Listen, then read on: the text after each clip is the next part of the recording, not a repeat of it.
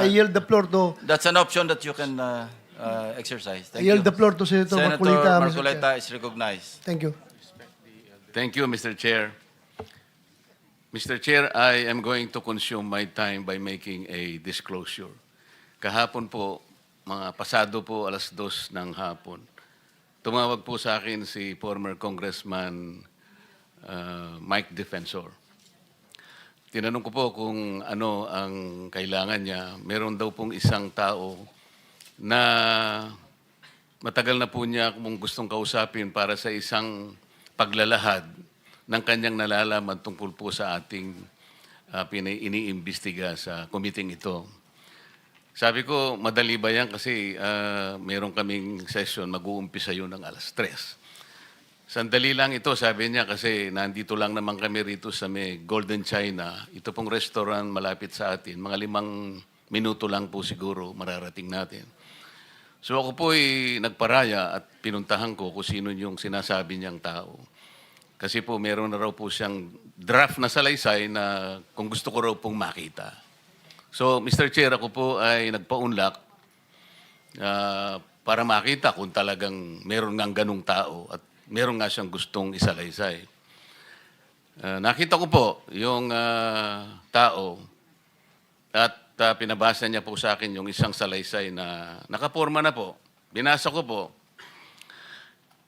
Yun pong salaysay na yun ay nagsasabi ng kanyang pagkalungkot at siguro pagkabahala, sabi niya, na bakit nangyayari sa ating bansa ito. At nalulungkot siya, Mr. Chair, sapagkat meron siyang partisipasyon doon eh.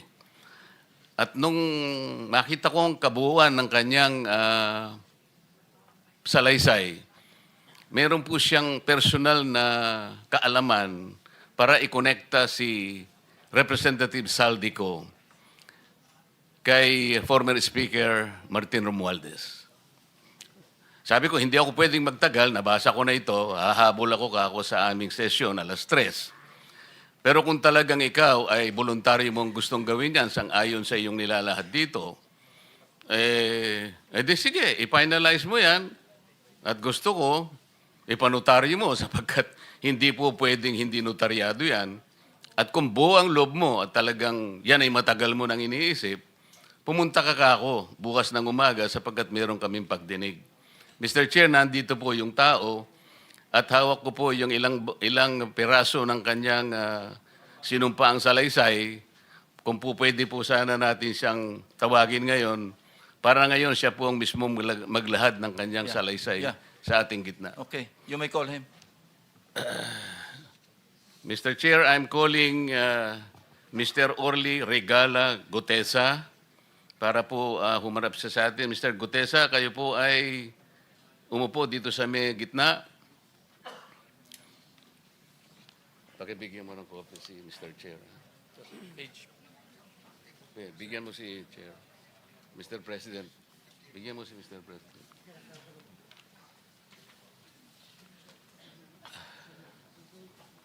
Manatili ka muna nakatayo kasi nunumpa ka.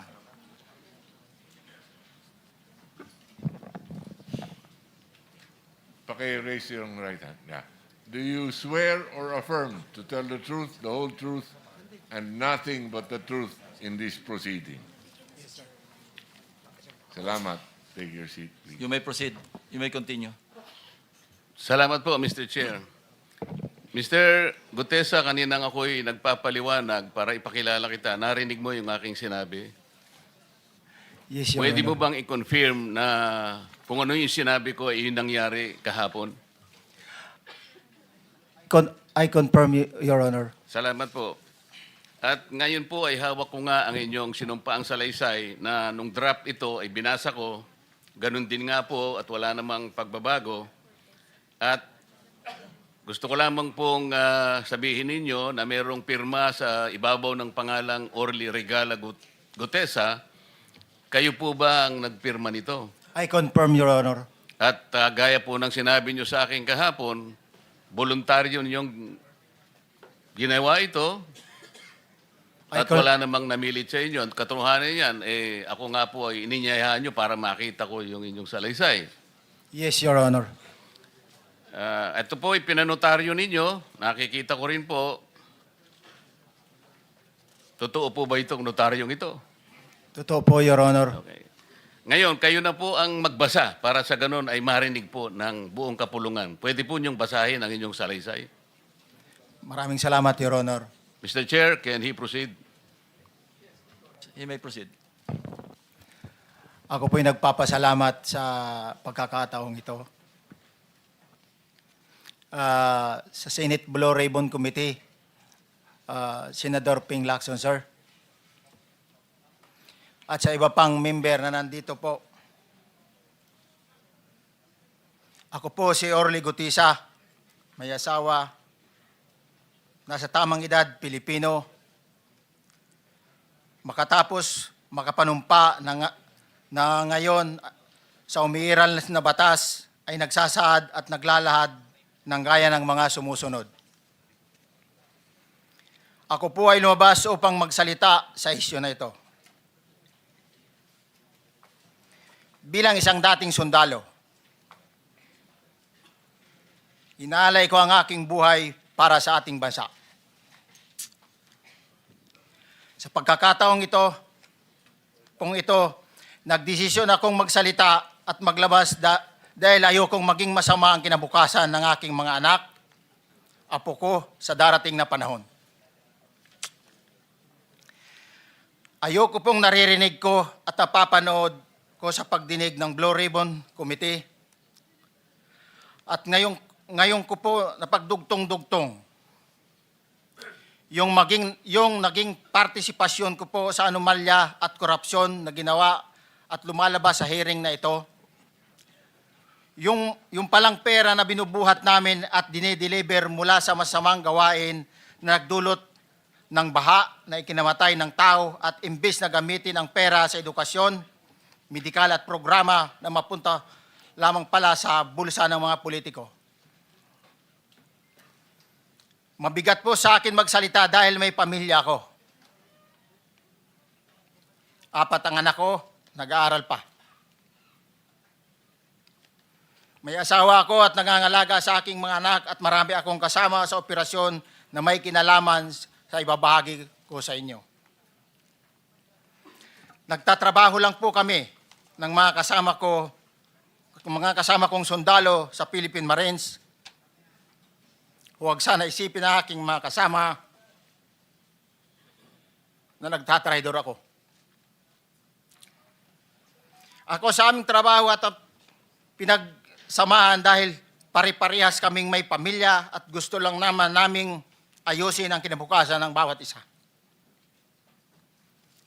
Wala akong iniisip na kapahamakan para sa kanila, bagkus ang gusto ko lang maiayos ang kinabukasan ng bayan at lahat kami. Noong December 5, 2004, na-hire ako bilang security consultant sa Ako Bicol Party List or AKB kay Congressman Saldico. At nasimulan ang duty ko kay Congressman Saldico.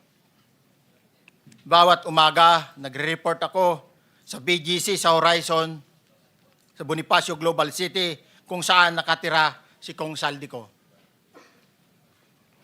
Tuwing may duty at detailed ako sa basura, it means itong basura, ito yung box ng pera na pinag-uusapan natin sa kasalukuyan. Mr. Gutesa, mag-stick ka lang sa binabasa mo. Huwag ka nang nag-a-adlib. Kung ano yung nandito, basahin mo lang. Yes, Your Honor. Tuwing may duty detail ako sa basura, pumupunta kami sa 28 Ladybug Corner, Dragonfly, Valle Verde 6, Pasig City. Tagabuhat lang ako ng malita ng basura. Ang ibig sabihin ng basura ay malita na may lamang pera. Ang bawat malita ay may lamang humigit kumulang 48 million pesos.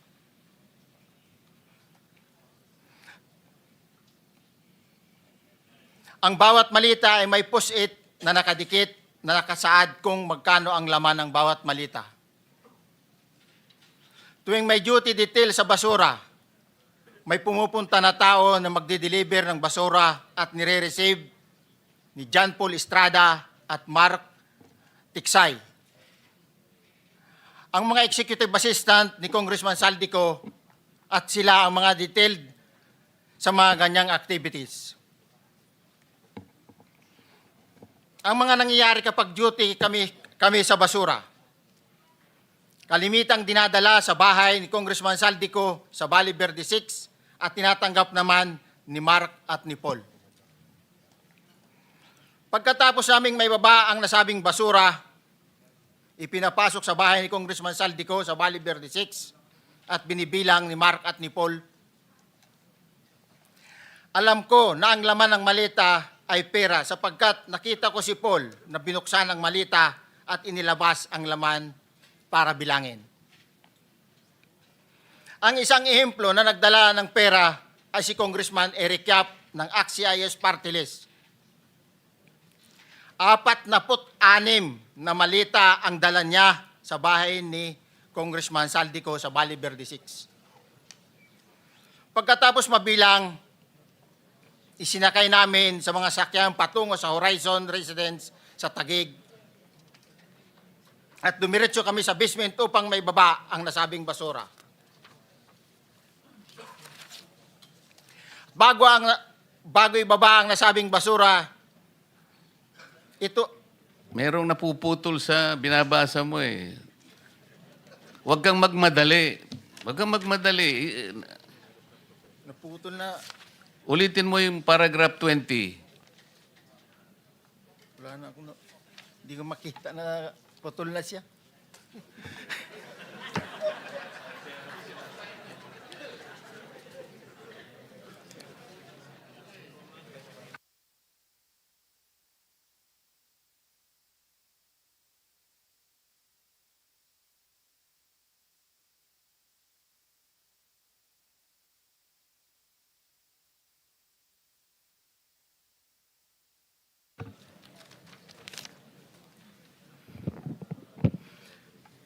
Pagkatapos, mabilang ang sinasakay namin sa mga sakyang patungo sa Horizon Residence, Taguig. Pagdating sa Horizon Residence, dumidiretso kami sa basement upang maibaba ang nasabing basura at dalhin sa unit ni Congressman Saldico sa 56th floor sa nasabing lugar kung saan siya nakatira. Bago ibaba ang nasabing basura, ito ay bawas na. Halimbawa, nag-akyat kami ng 46 na malita. Ibababa lamang namin ay 35 malita para i-deliver sa bahay ni House Speaker Martin Romualdez sa 42 McKinley Street, Taguig. Ang labing isang malita ay naiwan sa taas ng 56th floor sa Horizon Residence. Humigit kumulang 3 beses ako mismo ang nag-deliver ng basura sa bahay ni Congressman Saldico sa Horizon Residence at sa mga bahay ni Speaker Romualdez sa 42 McKinley Street, Taguig. Mas maraming pagkakataon na nagde-deliver kami ng basura sa bahay ni Speaker Romualdez at sa bahay ni Congressman Saldico dahil iba-iba kaming mga nakadetailed na close-in, backup at advance party na nagkakaroon ng rotation. Sa huli, ako po ay nagnanais na mapasailalim sa Witness Protection Program dahil alam ko po nanganganib ang buhay ko at ang aking pamilya sa ginawa kong paglalahad na ito. Sa katotohanan na ang lahat ay nilagdaan ko, ang salaysay na ito ay kusang loob at walang anumang pamimilit at bunsod lamang ng hangarin matulungan ang ating bansa. Ito po ay nilagdaan ko, Your Honor. Thank you, Orly. Before you proceed, meron lang ako papakitang litrato sa iyo. No? I-confirm mo, kasama na rin si Bryce, kung yan ba si Paul na binabanggit mo. I confirm, Your Honor. Yun nga po, Your Honor. Siya po. Okay, so Yeah, for the record, andito po yung litrato nung binabagit na si Paul. Ang palyado nito.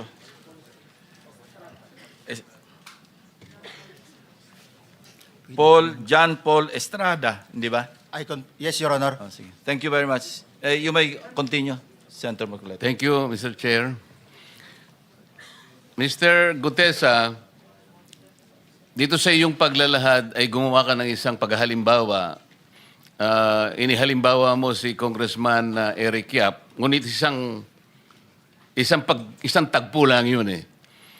Ikaw ay na-hire ni Representative Saldico, sabi mo rito, ay December 5, 2024 pa. Yes, Your Honor. Sa pagkakaalam mo, mga ilang beses kayong gumagawa ng bagay na ito. Ibig sabihin, yung pagdi-deliver ng pera, sa natatandaan mo, gaano kadalas ang pagdi-deliver? Kasi ang ginawa mo kanina ay isang example lang.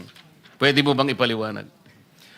Your Honor, minsan kasi pag-duty kami, ang actual ko na delivers talaga sa bahay ni Congressman Romualdez is 3. Tapos pag may duty kami, nagkakaroon ng detailed. Minsan namumonitor ko doon sa group chat namin, may basura tayo deliver.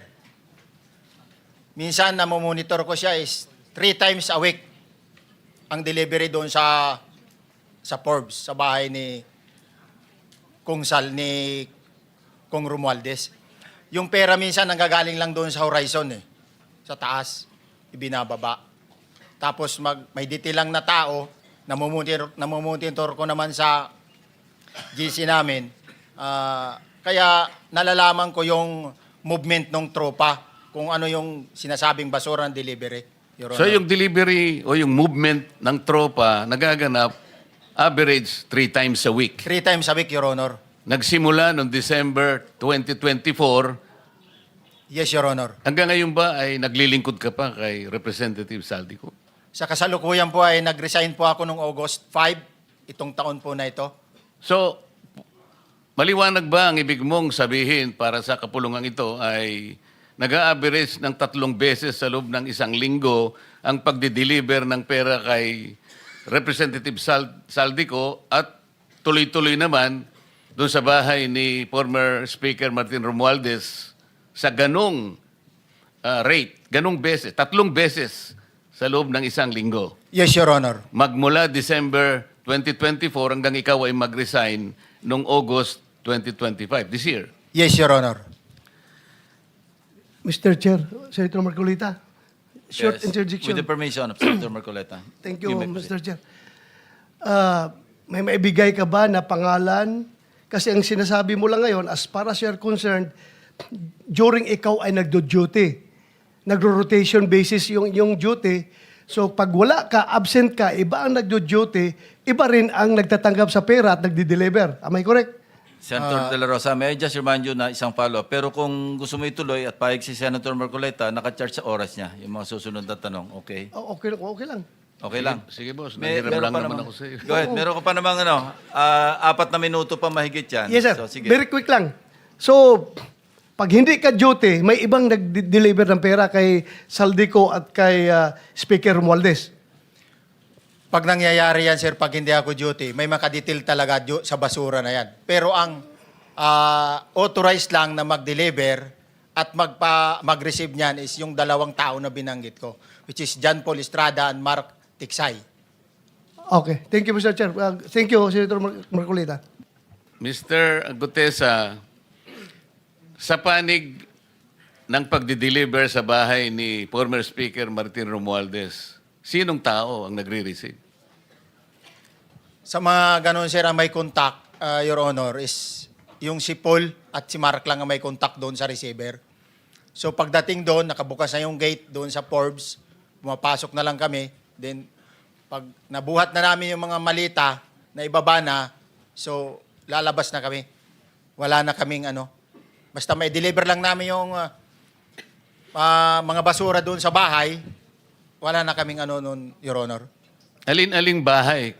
Yung ang 42. pinagdideliveran mo sa panig ni former Speaker Martin Romualdez?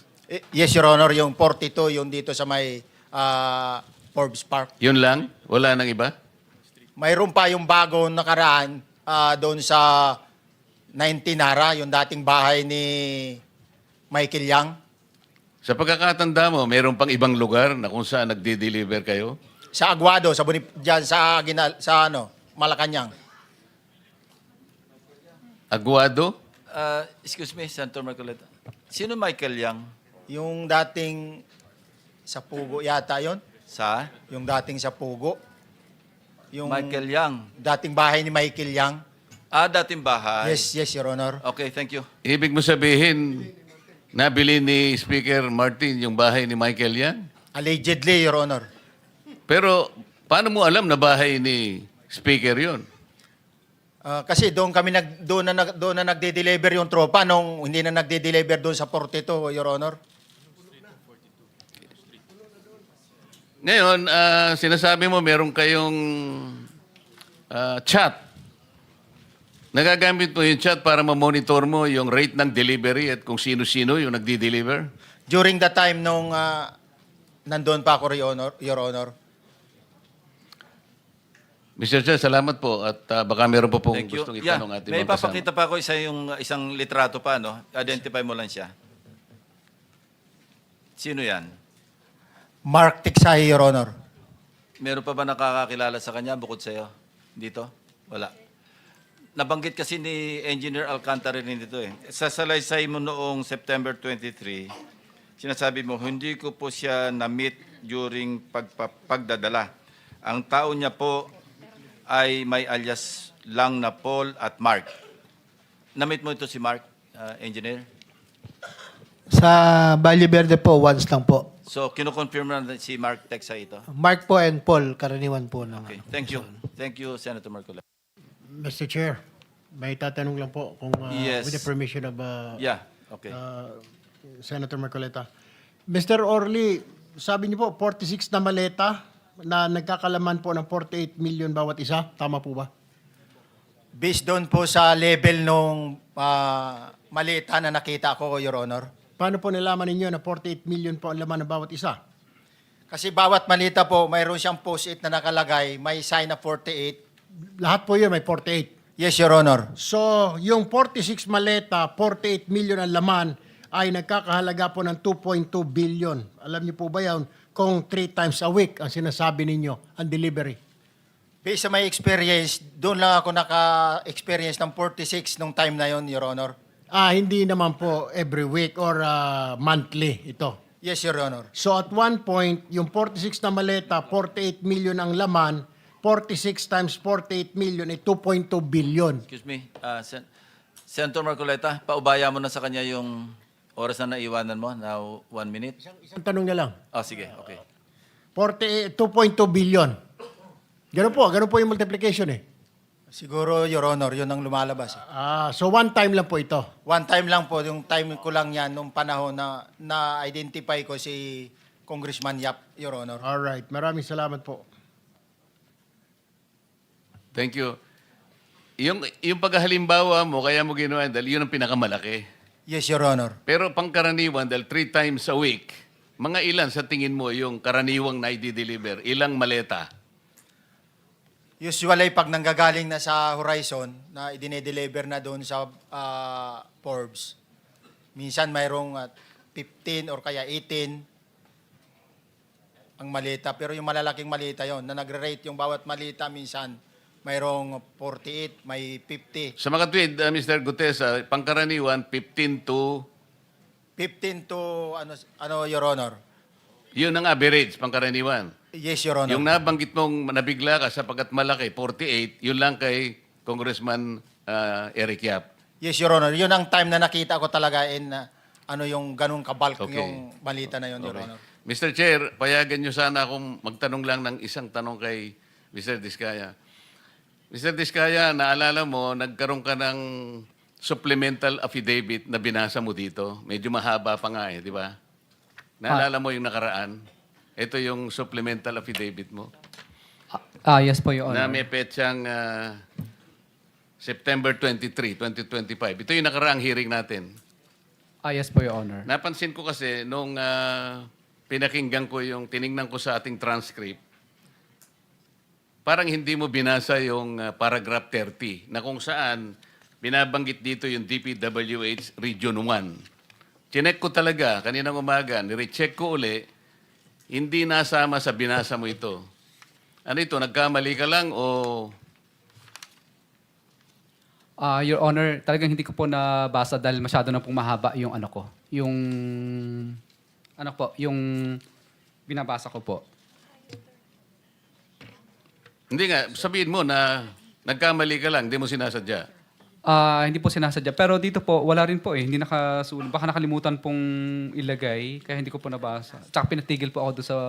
Nakatigil... ito, sorry. Nagkamali po ng page.